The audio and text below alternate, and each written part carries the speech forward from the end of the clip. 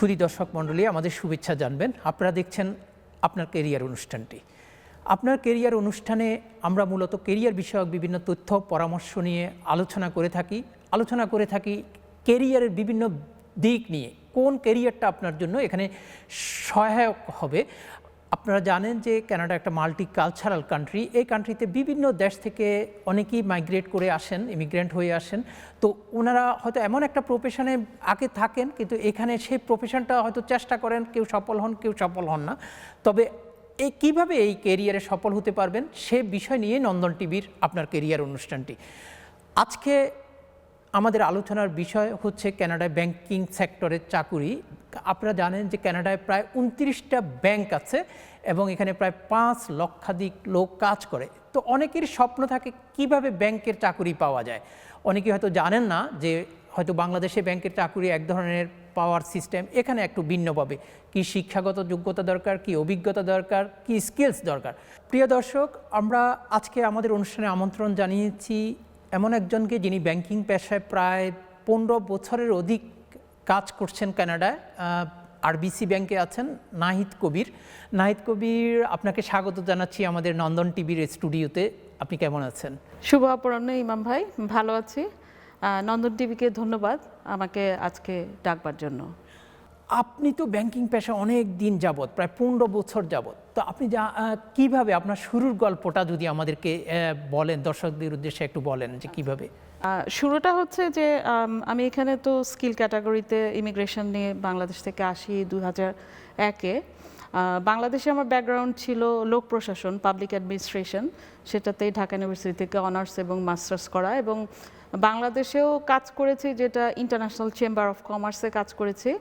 তো এরপরে তো কানাডা আসি। কানাডায় আসার পরে যেটা প্রথমে আমাদেরকে মানে ফেস করতে হয় সেটা হচ্ছে যে কেনেডিয়ান এক্সপিরিয়েন্স না থাকলে এখানে আপনি, যেটা হোয়াইট কলার জব বলা হয়, ঢোকাটা খুব মুশকিল। তো প্রথমে এসে কিন্তু আমার স্ট্রাগলটা অন্যরকম ছিল। আমি 9 মাস এখানে ফ্যাক্টরিতে কাজ করেছি। ফ্যাক্টরিতে কাজ করার পরে কারণ তখন একটা ক্রাইটেরিয়া ছিল যে আপনাকে ওসাপ পেতে হলে 1 বছর অপেক্ষা করতে হবে আপনার ল্যান্ডিংয়ের পরে।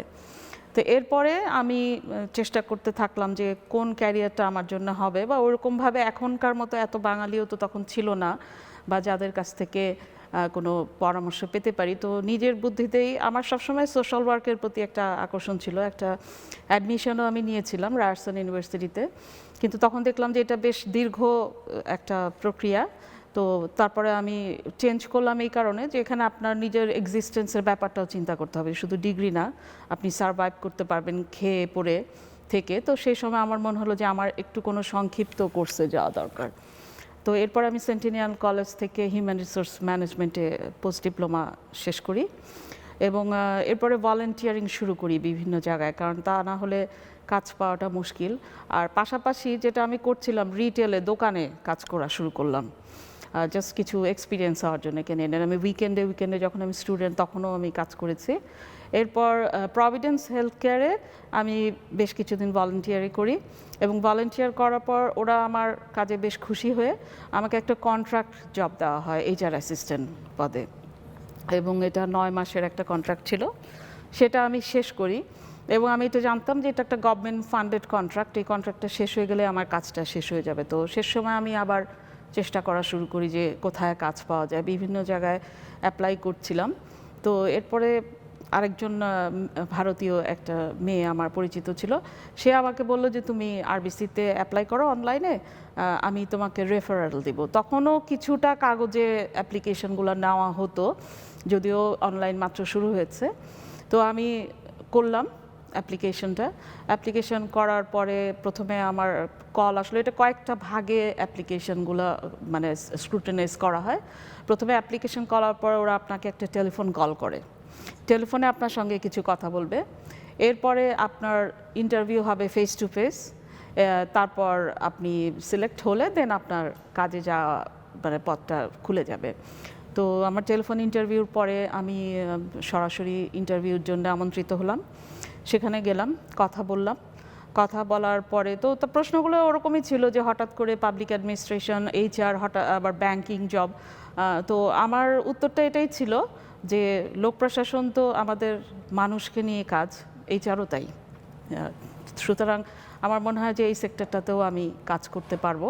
যাই হোক, তো আমি আরবিসিতে ঢোকা তখন পার্ট টাইম জব, এবং এটা 20 ঘন্টা ছিল সপ্তাহে। তো যেটা আমাকে করতে হতো তখন এটা পুল বলা হতো, যে পুলে কাজ করি বিভিন্ন ব্রাঞ্চে। ধরেন কেউ অসুস্থ, কারো অফ, আমাকে সকালবেলায় এই প্রক্রিয়াটা তখন একটু কঠিন ছিল, এখন অনেক বেটার, যে সকালবেলা 6টার থেকে উঠে রেডি হয়ে ফোনের অপেক্ষা থাকতে হতো।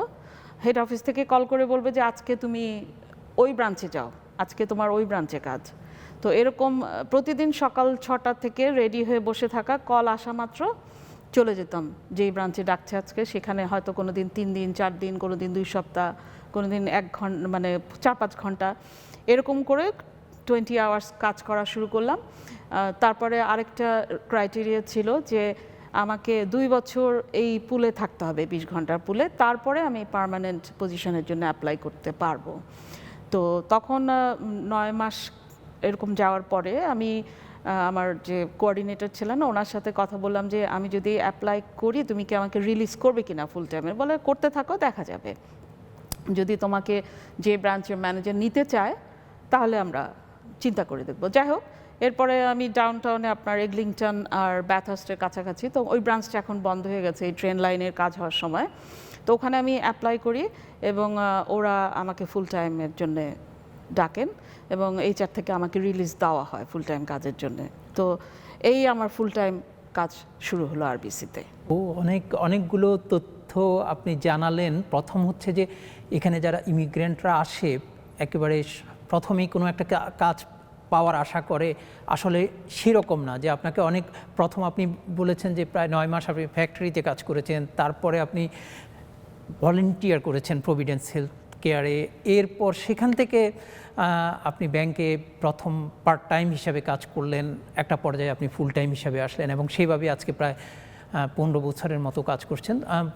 খুবই আমার মনে হয় যে আমাদের দর্শকরা নিশ্চয়ই যারা এটা দেখছেন বা ব্যাংকিং পেশায় আসবেন তারা বিষয়টা হয়তো ভেবে দেখবেন। এখনও কিন্তু আপনার কানাডায় আসলেই যে সাথে সাথে ব্যাংকে চাকরি পেয়ে যাবে সে বিষয়টা না, এবং অন্য প্রফেশনেও একটু আপনাকে হয়তো বিষয়গুলো জানতে হবে, প্রসেসটা জানতে হবে। তো একটা বিষয় কি আমাদেরকে বলবেন যে আমরা দেখি যে এখন কিন্তু ব্যাংকিং সেক্টরে কানাডায় মানে একদম ডিরেক্টর লেভেল থেকে শুরু করে এন্ট্রি লেভেল পর্যন্ত প্রচুর বাংলাদেশি আছেন, কাজ করছেন। তো এখন এই পেশায় কাজের সুযোগ কেমন? ব্যাংকিং পেশায় কাজের সুযোগ আগেও ছিল, ভবিষ্যতেও থাকবে, এবং আমি বলবো যে এটা খুব স্টেবল একটা জব। হ্যাঁ, আপনাকে লেগে থাকতে হবে। আপনি যদি আশা করেন যে আজকে আমি এটা করেছিলাম বাংলাদেশে বা আমি এই পজিশনে ছিলাম, আমি এখানে এসে এটা হয়ে যাব, এই ভাবনাটা মাথা থেকে ছেড়ে ফেলতে হবে একেবারেই। আর আরেকটা ব্যাপার হচ্ছে ইংলিশের ল্যাঙ্গুয়েজটা একটা বিরাট বড় ব্যাপার। ফ্লুয়েন্সিটা আপনাকে আনতেই হবে, এবং এদের যে চলিত ভাষা, আমাদের দেশেও কিন্তু আমরা বিভিন্ন ধরনের ডায়ালেকটিক্স ইউজ করি, এই কথাগুলো কিন্তু আপনাকে জানতে হবে, মন দিয়ে শুনতে হবে যে ওরা কি বলছে। প্রথম আমারও খুব অসুবিধা হতো, অনেক কথা বুঝতাম না। যেমন আমি নর্থ সাইড যেদিকে কাজ করেছিলাম ওগুলো পিওর হোয়াইট এরিয়া। তো প্রথম আমি একেবারে বেশ মানে হ্যাঁ ইয়েস করে যেতাম, বুঝতাম না, কিন্তু পরে মনোযোগ দিয়ে কথাগুলো শোনা শুরু করলাম। কারণ ল্যাঙ্গুয়েজ ব্যারিয়ারটাই তো আসলে বড় ফ্যাক্টর এখানে। যেমন বাংলাদেশ থেকে অনেক বড় অফিসার এসেছেন, জাস্ট ল্যাঙ্গুয়েজ ব্যারিয়ারের কারণে তাদের কিন্তু কাজ হয়নি। হ্যাঁ, আর আরেকটা জিনিস হচ্ছে experience to expose with the people, যেমন ক্লায়েন্ট সার্ভিস ওরা বলে, সেটা কিন্তু আপনি একটা দোকানে কাজ করেও ক্লায়েন্ট সার্ভিসের এক্সপিরিয়েন্স আপনার হতে পারে। এবং আমি নিজেও অনেককে আরবিসিতে রেফার করেছি, 3-4 জনের চাকরিও হয়েছে। তাদেরকে একটা কথাই আমি বারবার বলেছি যে একটা দোকানে হলেও 20 ঘন্টা হলেও 10 ঘন্টা হলেও কাজ করো, ওটা তুমি এক্সপিরিয়েন্সে রাখতে পারবে। 3 মাস দেখানোর পরে তার মানে হচ্ছে যে আপনার সরাসরি মানুষের সাথে এক্সপোজারটা হচ্ছে, এটা খুব ইম্পর্ট্যান্ট।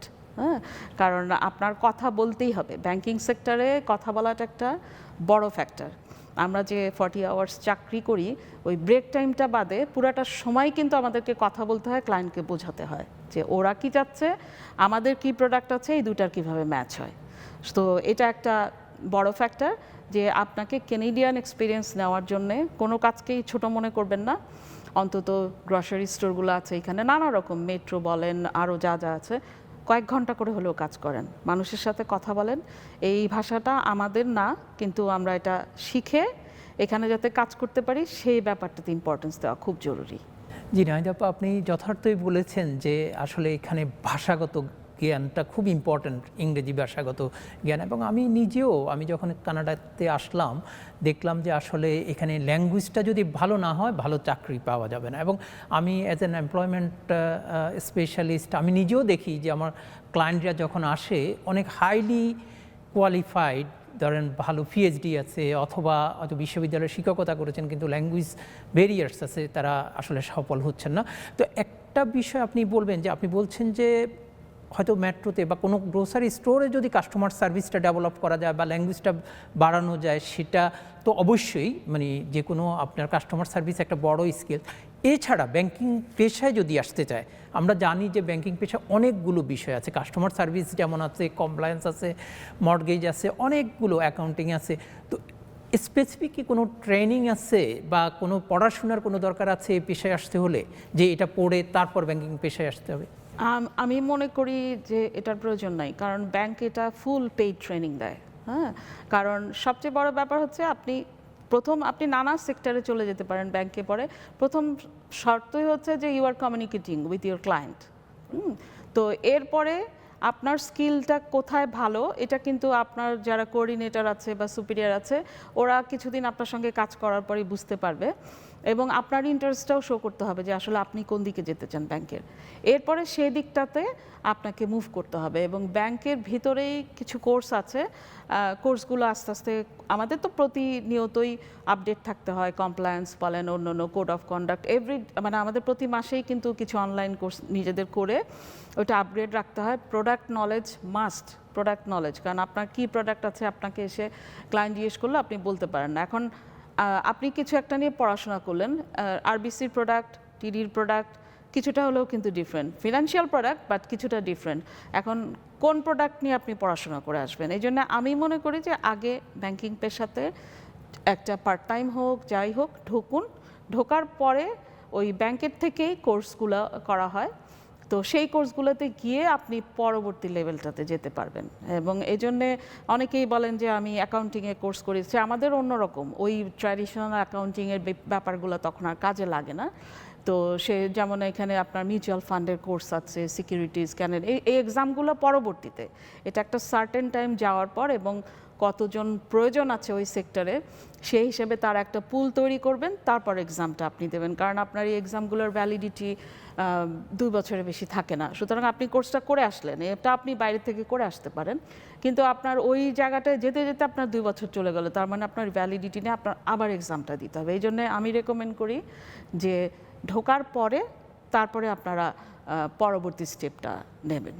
না, খুবই খুবই গুরুত্বপূর্ণ তথ্য আপনি দিলেন, যে আমাদের অনেকেই দেখি যে হয়তো চিন্তা করে যে না, আমি একটা মিউচুয়াল ফান্ডের একটা বিষয় নিয়ে আমি যদি পড়ি তাহলে হয়তো আমি ব্যাংকে চাকরি পাবো, বা অন্য হয়তো ক্যাম্পস বা যেটা বললেন আপনি যে এরকম সার্টিফিকেশন করলে হয়তো আমার একটা জবের সহায়তা হবে। কিন্তু আপনি যেটা বলছেন যে প্রথম কোনো না কোনোভাবে পার্ট টাইম হোক বা যে কোনো একটা হোক, কাস্টমার সার্ভিসই হোক, প্রথম একবার ইন করতে পারলেই দেন আপনার হয়তো আপনি বুঝতে পারবেন যে কোথায় গ্যাপ আছে, কি সে অনুযায়ী আপনি অ্যাপ্লাই করলেন।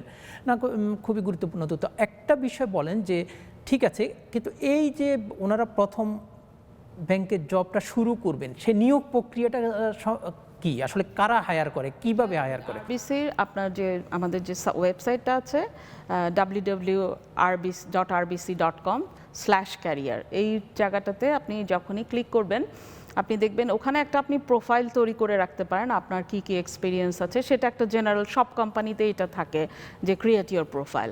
এবং প্রত্যেক ফ্রাইডেতে ওখানে জব পোস্টিং আসে, আপনাকে কিন্তু নতুন করে ওই জব পোস্টিংয়ে এক্স্যাক্টলি কি কি জিনিস চাচ্ছে আপনি তখন আপনার রেজুমিটা ওইভাবে মডিফাই করবেন। হ্যাঁ, একেবারে ওই কাজগুলোই হয়তো আমরা করিনি, কিন্তু ওই জব স্কিল যেগুলো চাচ্ছে সেই শব্দগুলো রেজুমিতে থাকা খুবই জরুরি।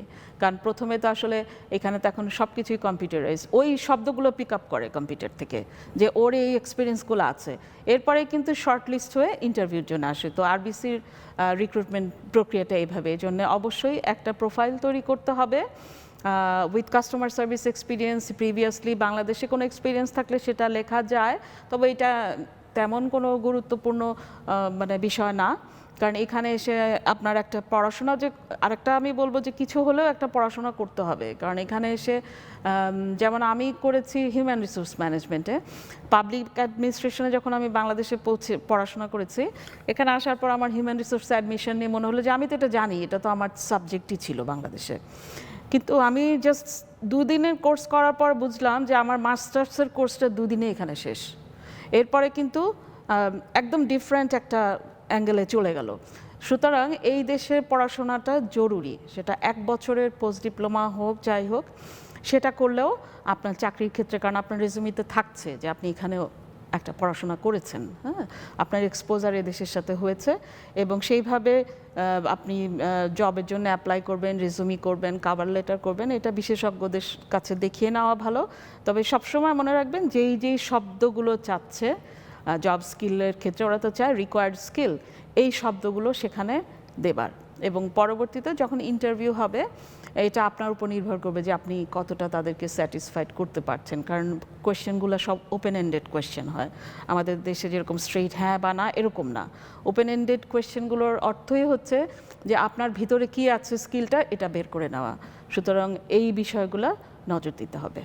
জি, আপনি যথার্থই বলেছেন যে আসলে যে ধরনের পজিশনের জন্য ওনারা চাচ্ছে ব্যাংকে আপনার প্রোফাইল ক্রিয়েট করা, এবং এক্স্যাক্টলি সে অনুযায়ী, সেই রিকোয়ারমেন্টস অনুযায়ী আপনি আপনার প্রোফাইলটা ক্রিয়েট করবেন, এবং আপনার রেজিউমিটা ভালো হতে হবে, আপনার যা যা চাচ্ছে সব কিছু সুন্দরভাবে উপস্থাপন করতে হবে।